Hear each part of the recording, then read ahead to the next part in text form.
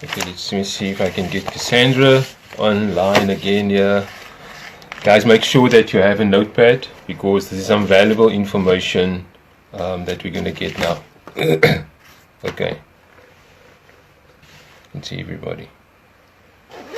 Okay, let me just view.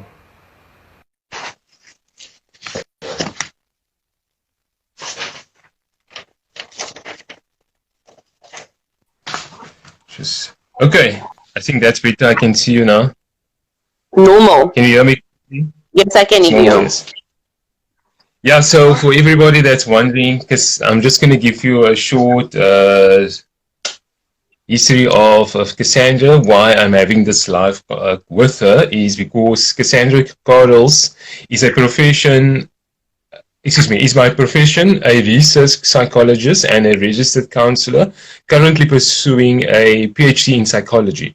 She has experience in monitoring and evaluation within an NGO sector where she assisted Waves for Changes and the YES program with M&E, research, reporting, training, and counseling over the past 10 years. She has experience in team management and HR procedures, as well as lecturing, facilitating, and counseling, and a passion for working with young people from previously disadvantaged communities. So that's a mouthful. And thank you very much, Cassandra, for joining me on this live. This is my first time that I'm doing not an interview. Don't see it as an interview. That's why I told people, look here, where's your tea, Cassandra? There's no way. It's so much glitches. I think all my coffee up already. Yeah. Look here, this is my second cup. I'm having some chamomile tea here. Because I was so nervous. I was like, yeah, I was doing research now on YouTube as well. You know, that 5 minutes, want to squeeze in everything. But yeah, thank you very much for offering your time and your expertise. People don't realize how important it is for us now to communicate with each other. Okay, we can still do it face to face, but we don't have to be physically there. And also, especially with your expertise, I think you can help a lot of people. And I'm asking quite a few people that I know, you know, whether it's psychology, whether it's education, because I mean, now we have to deal with online education, whether it's fitness, you know, how to keep yourself motivated when doing your workouts, because especially in impoverished communities, we don't have or treadmill, stuff like that, you know, which is really expensive, and workout equipment at home. So that's why I'm asking people. So for those of you who are watching now and listening, please contact me, or you can send me a DM. You don't have to send me give me a call, so that I can have a chat with you. Okay, and it's going to be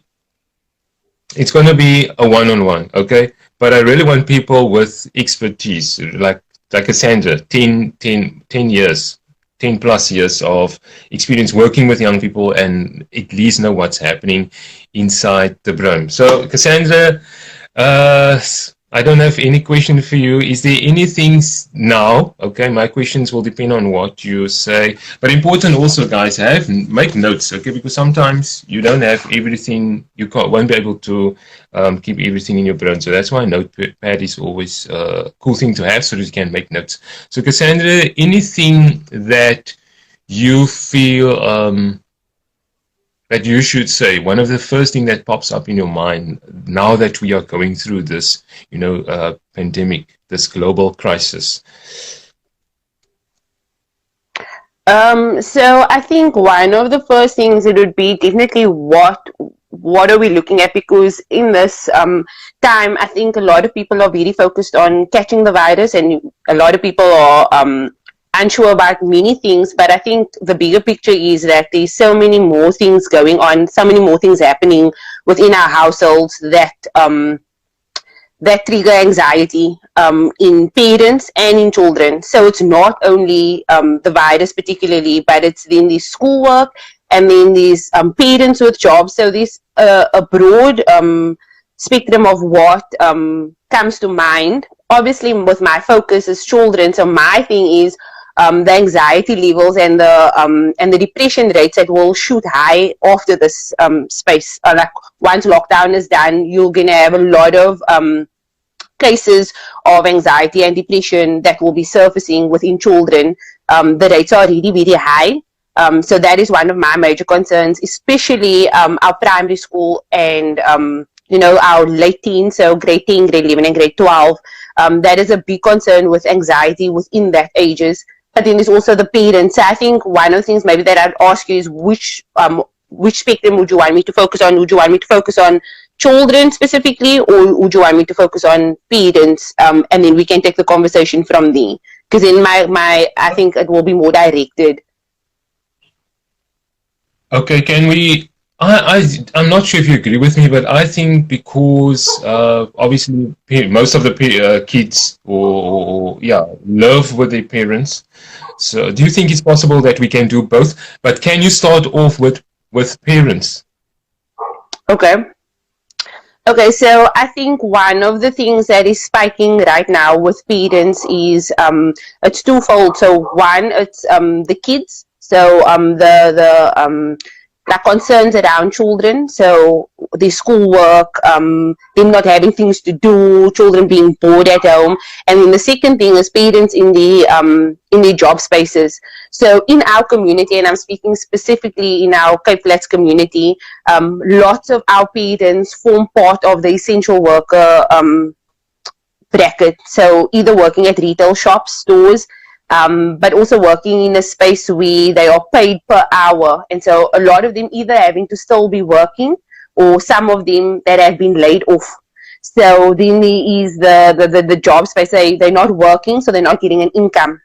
So a lot of the anxiety for parents are around resources. So food, where am I going to get money for food next month? So I'm getting my paycheck at the end of this month, but should this continue, am I going to get another paycheck? Am I going to still have a job? I know of people that have already been retrenched from their jobs. So that is a big anxiety, and that often gets relayed over to the children. So the parents' frustrations now become that of the children's frustration. So that is to do with work.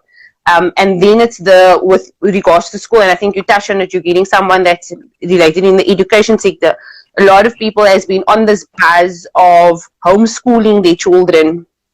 And for me, in my experience, I also have children. I've not taken that approach into homeschooling the children. They do the necessary work set out for them, but I think parents are very concerned about, is my child going to get the necessary education that they need, and what is the effect after this lockdown? So lockdown ends at the end of the month, but then what? It's not the uncertainty of what happens after lockdown. So lockdown happens the end of the month. When does school start? So there's a lot of that anxiety around that with parents as well as with children. So a lot of the children, they are concerned, but they are not taking the approach of being concerned, because a lot of kids are seeing this as a holiday, and a lot of kids are not actually understanding the seriousness of it, which that puts pressure on our parents, because now parents are expecting children to behave in a certain way, but children don't understand what is actually happening and what does this mean historically to them, which then puts a huge amount of strain on parents. So this is the problem when parents are not emotionally intelligent. So that's a big word, but basically when they're not able to regulate the emotions, this turns to frustration.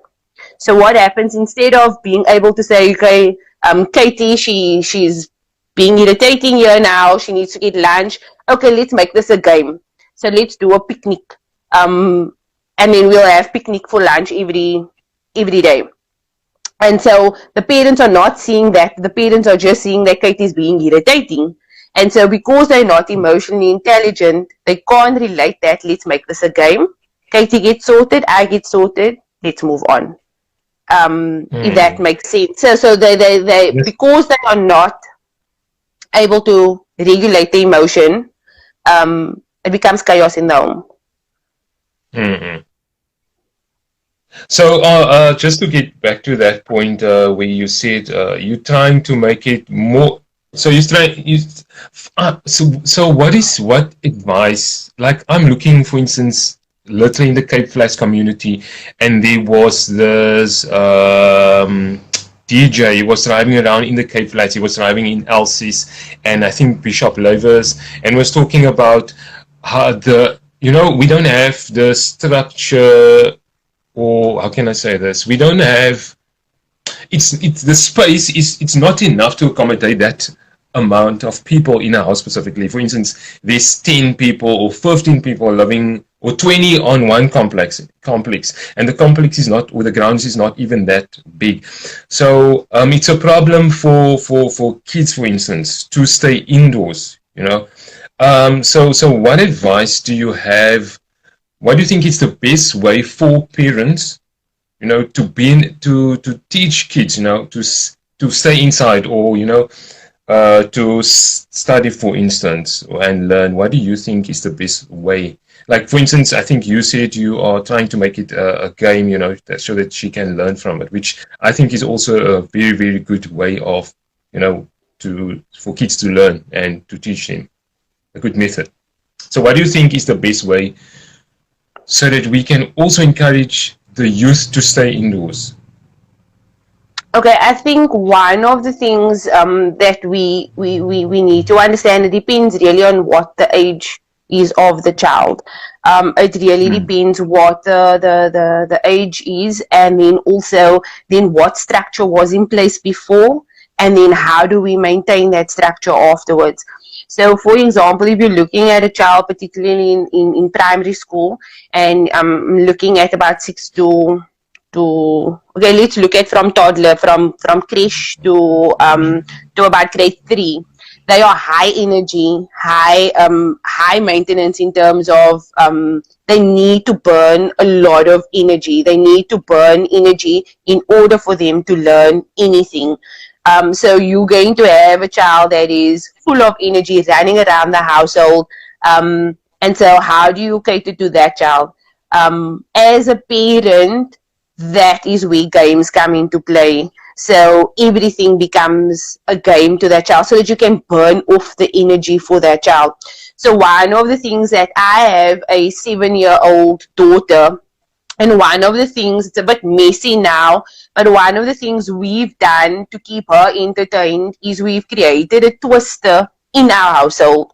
So if you just, I don't know if you can see, it's like, yeah, I can see it. it's on oh, the it's on the ground. tiles, like It's on the it's tiles. handmade, like It's handmade. We put paper up. I mean, you can use anything, and that is what we've used to keep her entertained. And so, what we do randomly is that if we see, okay, energy is going too high, we will play a game, so that we can keep her maintained. But again, it's the emotional intelligence of the parent, is that seeing that if I do something for 15 minutes, it will keep her entertained for the next hour or hour and a half.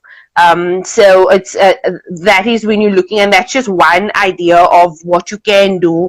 I mean, there's many games that you can. I mean, lots of parents, grandparents need to take it back, way back, where we played Five Stones, for example, or when you bring that old games out of, especially in our colored communities, bringing that old games out of the box, the Five Stones, the playing hawks on your tiles, if you have tiles, if you have a small little yard, playing hawks, that burns a lot of energy in young children. When you're getting a little bit older, if you're looking at grade 4 to grade 7 or grade 8, you need to drain them mentally. So it does work with physical games as well, but also to drain them in their minds. So thinking games, things that they need to figure out, looking at how do we get that going. With the teenagers, it's a bit difficult. I think with the TikTok series and all of that becoming a big thing now, that has also escalated. So with teenagers, it becomes slightly more difficult. And in this period, parents often rely on the teenagers to becoming more like adults, like mini adults. So you must behave like an adult. You're supposed to know this is how you're supposed to behave. And so again, it takes a little bit of thinking when it comes to the teenagers in how do we sitting with your child and saying, okay, what are you busy with now? How can I get involved in what you are busy with right now? So I have a daughter as well. She's in grade 8 and she is very on the TikTok scene now. And so one of the things... Cassandra, yeah. can I stop you? What do you think about my TikToks, Cassandra?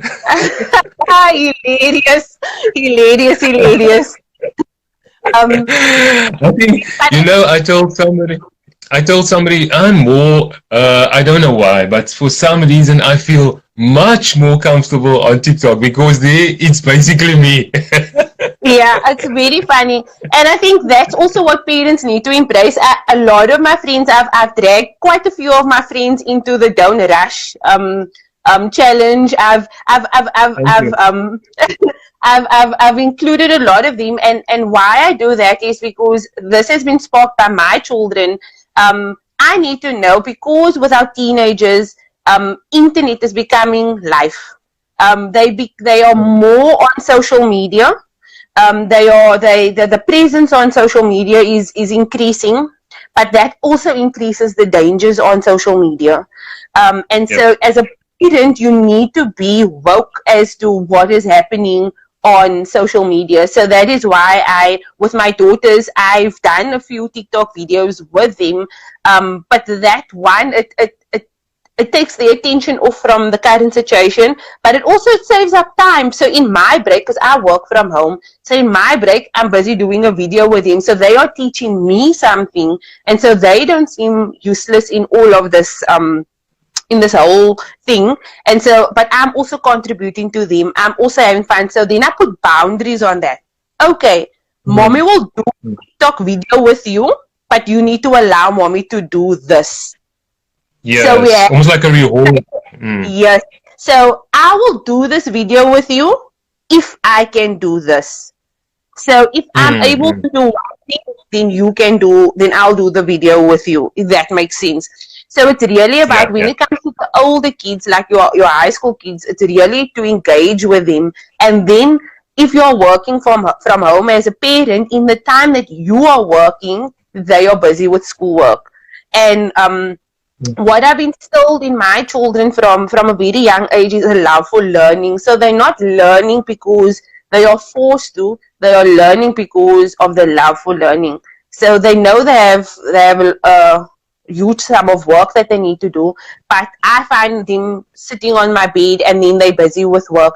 So it's really engaging that aspect of the different levels. So with the younger kids is to really burn off that energy. With the middle age, it's really to stimulate the mind. And then with the teenagers is to get into their world, because the dangers of the internet it's crazy. I just had to shut one of my kids, one of my cousins. I had to take a phone off from her for a week because of a video that she posted on TikTok that her parent wasn't even aware of, that this is what's happening in the toilet. Because I'm in the toilet, I can see you video this in the toilet, I can see you video this in the yard, and it's for her age it was distasteful. So parents really need to be more aware, especially when it comes to the it's okay. Lots of parents, what they're doing is go watch TV, be on the internet, be on wherever you need to be on. But there's a lot of things that's happening. When I spoke to this particular child on the phone, it was more than I told you I don't like that song that you were dancing to. It's distasteful for the girl. Why did you post it? She's like, oh, but I thought I'm gonna go viral. I'm gonna get likes. So it's also that thing that cyberbullying is real, and it's even more so now. So it's not just the fact that the child is at home. It's the fact that if you're not going to post this, you're not in our circle, you know? So parents need to be aware of that, other than we are already a lot in the household. So that's just in terms of the three different age groups. But then we need to be... Can I ask you, Now, excuse me for interrupting you. Can I ask you another question? Now that we're talking about media, like the social media thing, I saw on television somewhere. I just walked past the television and I saw it's one of the Asian countries, right, where they are playing movies like they have the screen against their building, right, like a screen, and then they will play these movies, similar as, what's it called, Contagion, like zombies and all of these things. What do you think it will do to the anxiety level of? Because I mean, obviously, kids are also walking past this TV, and especially like this movie that's being played now for probably 3-4 times, called Contagion. I'm not sure what they're trying. I kind of know what they're trying to do, showing this to people, this movie. But what do you think it will do to youth? Doesn't matter what age category. What do you think it will do to the anxiety level? So, when this whole thing started, just with the messaging out there, I see this is doing one of two things in our community. One, it's creating panic, and two, it's desensitizing people to what's actually happening. And so the similar with movies as well. I think a couple of years ago, colleagues and I at UWC, we wrote an article, and it was around contemporary music and just the influences on young people, which is similar to any media type platforms, so movies, music videos, all of those things, and what is the influence on those young people.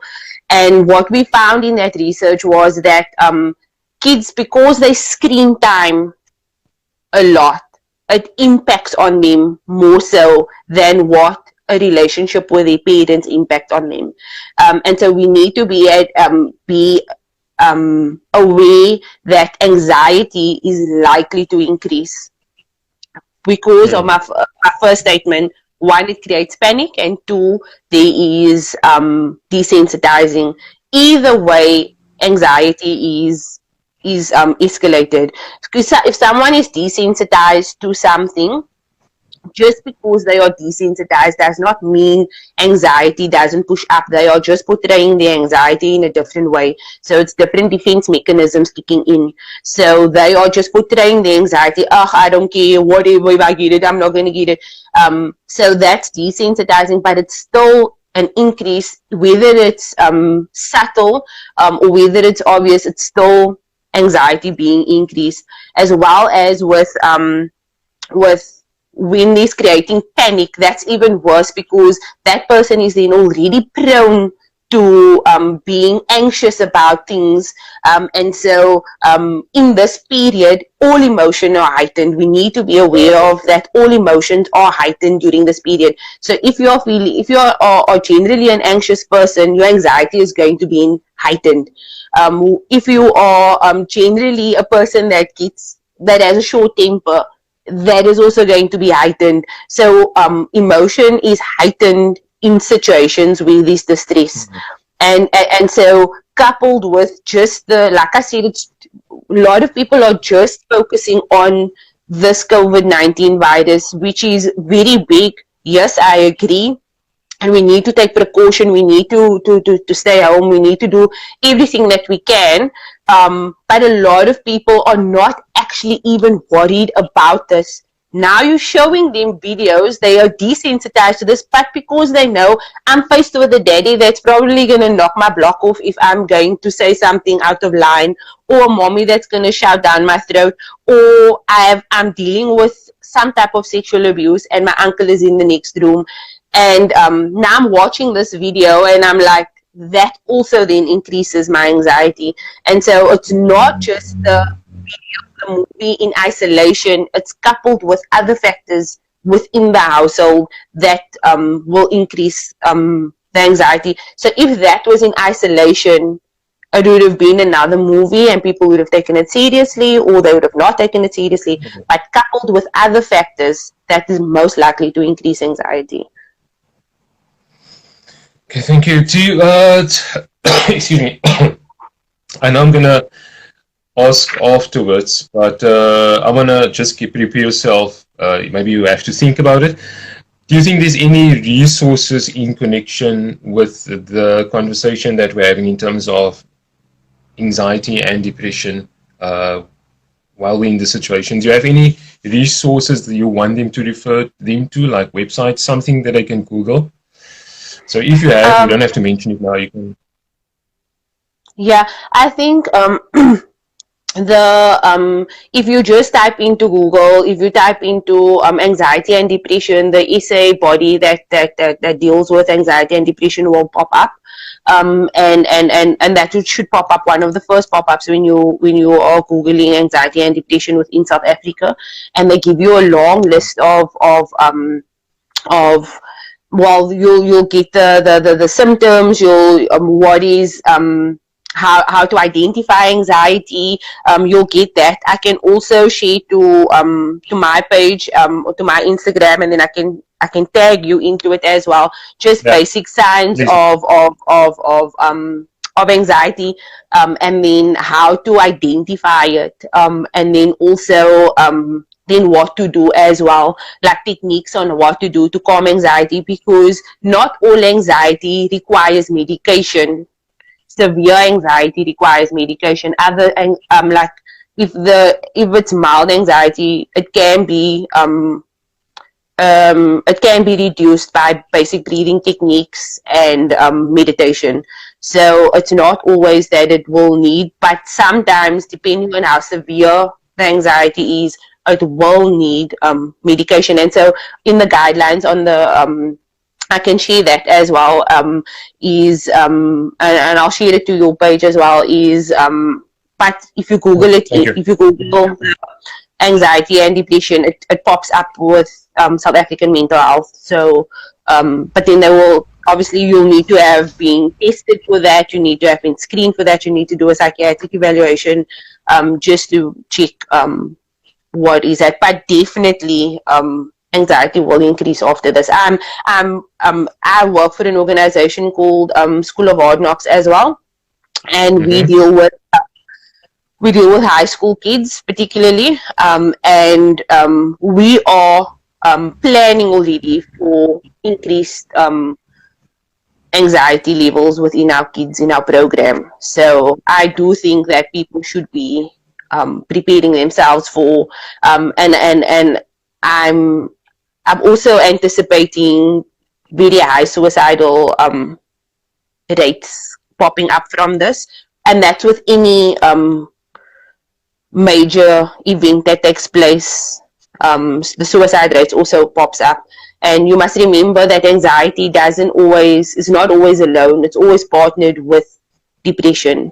Whether the depression is very mild and the anxiety is more on the forefront, those two are like twins. They are not separated from each other. Okay, so I know there's so much to say about, still more to say about anxiety, but can we move on to the next discussion, which is depression, in parents, for parents and for kids? Can we maybe just... Yeah, just one thing on anxiety. One of the things that people should look out for is when kids complain about stomach cramps. That's one of the, like, I'm just trying to think now off the top of my head. That's one of the first things kids usually complain about, the stomach cramps. Yeah, just to make note of that. And then with depression, so a lot of the cases that will be popping up is more situational. So loss of a job, loss of an income. Some households that have had 2 incomes now have 1 or have none. So it will become situational. But if it's not taken care of or attended to, it could translate into full-blown depression within adults, which is very, very common. one of the things in our colored communities, and even in our black communities as well, people don't necessarily consider depression as very serious. You sad, get over it. You're not feeling liquor, take a Panada, go sleep. You'll be alright. That is the mentality of people, and then you get the extremes where people are very religious, and it's like, if you pray about it, God will take it away, or you've done something, that is why you're feeling this way. So that is some of the challenges we have. I'm if you're looking at our alcohol rates and you see what they're doing with the shebeens and the liquor stores and stuff at the moment now, if you if you see what's happening, I'm shaking my head. I didn't know it was gonna go that far, where people have to take a hammer and try to break down the wall. I didn't know it was gonna go that far. Did you see those videos? Yes, I could have. You know what? When I saw those videos, I was like, I was waiting for this. When I saw this, I was like, in Delft, when I saw that Delft video where that guy's like it's almost like they're queuing for a job, and each one of them is going to take the hammer. If the one is tired, they're just going to continue, and then it's just mind blowing. No, it's when I saw those videos. So I was just like, my first reaction is like, yo, but my second reaction was like, yeah, I was waiting for this to happen. I was like, was it not going to do the thing like they did at Westgate Mall and just drive through the through the shipping? But I think one of the things, and this is my plea to our government more so, is that a lot of times our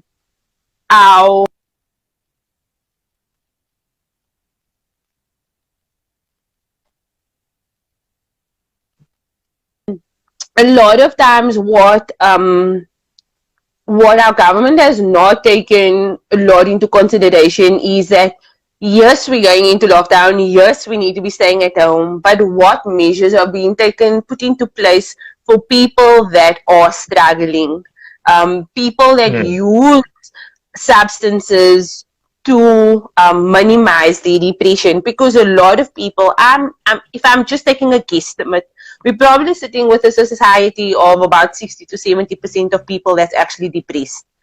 If you look at how high our substance abuse rates are, I'm not saying full-blown depression, but I'm saying that they have an inkling of depression, like there's a tad bit of depression that was either situational, like a loss of a family member, loss of a loved one.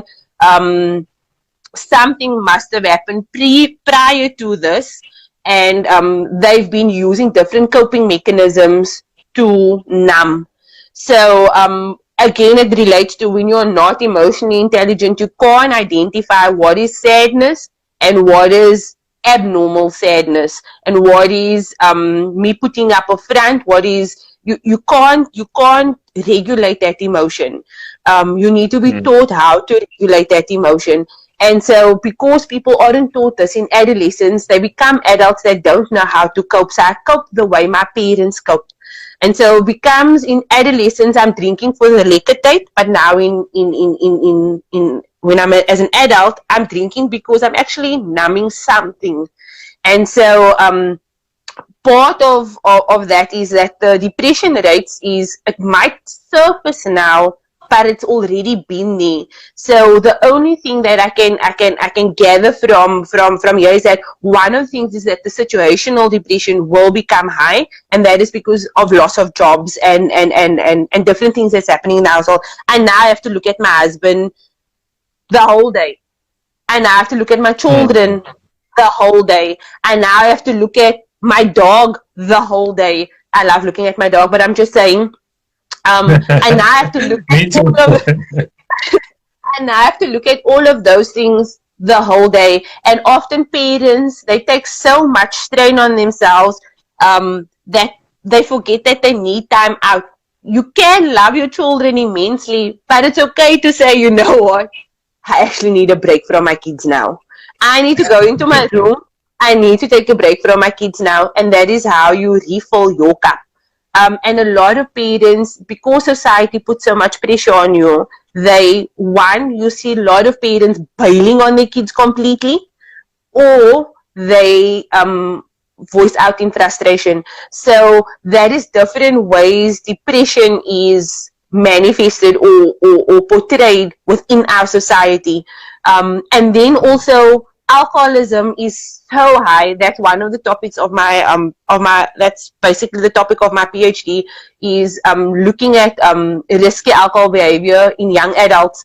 And one of the things is, because alcohol is a legalized substance for 18 years and older, people don't really look at, because the typical alcoholic is a 44-year-old man that is suffering from alcoholism, not your 24-year-old, not your 30-year-old. Yeah.